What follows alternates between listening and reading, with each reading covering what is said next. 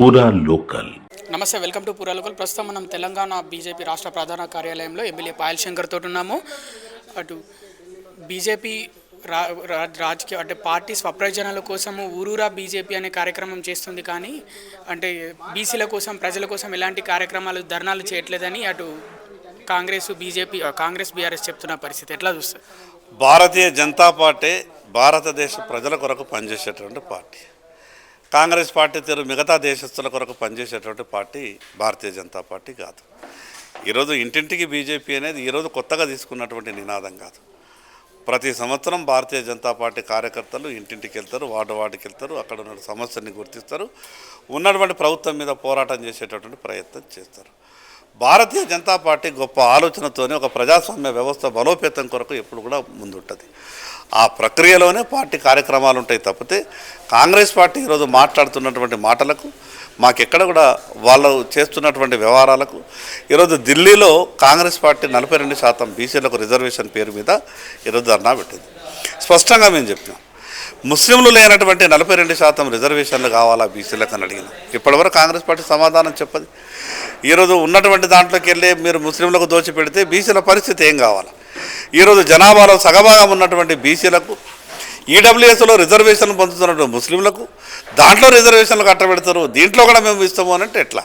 అందుకే మేము కాంగ్రెస్ పార్టీ మాట్లాడినటువంటి మాటలు ఈరోజు తెలంగాణ రాష్ట్ర బీసీలంతా కూడా కాంగ్రెస్ నైజాన్ని అర్థం చేసుకున్నారు. ఈరోజు సప్లాన్ నిధుల మీద సంవత్సరానికి 20,000 కోట్ల రూపాయలు సప్లాన్ నిధులు ఇస్తామన్నారు. 2 బడ్జెట్లు పూర్తయిపోయినాయి, 40,000 కోట్ల రూపాయలు రావాలి. ఇప్పుడు కూడా 4 పైసలు రాలేదు.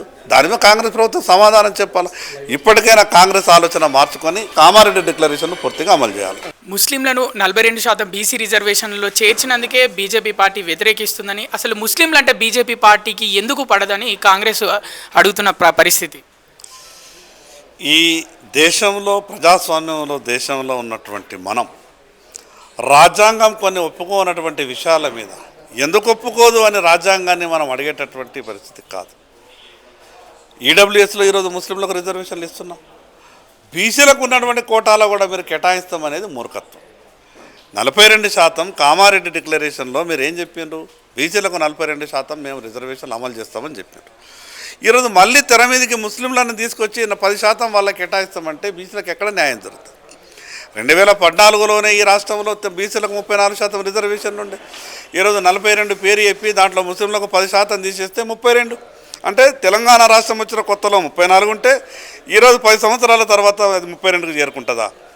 అందుకే కాంగ్రెస్ పార్టీ నైజాన్ని తెలంగాణ బీసీలంతా కూడా గమనించారు. కాబట్టి ముస్లింలు లేనటువంటి బీసీ రిజర్వేషన్లు కావాలనేది భారతీయ జనతా పార్టీ డిమాండ్.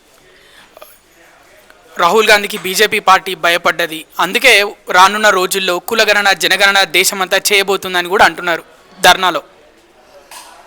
రాహుల్ గాంధీ ఎన్ని రోజులు ఈ దేశంలో ఉండే రాజకీయాలు చేస్తే అన్ని రోజులు రాహుల్ గాంధీ గురించి మేము పెద్దగా ఆలోచించే పరిస్థితి లేదు. రాహుల్ గాంధీకి భయపడి భారతీయ జనతా పార్టీ ఆలోచనలు మార్చుకునేటటువంటి స్థితిలో లేదు.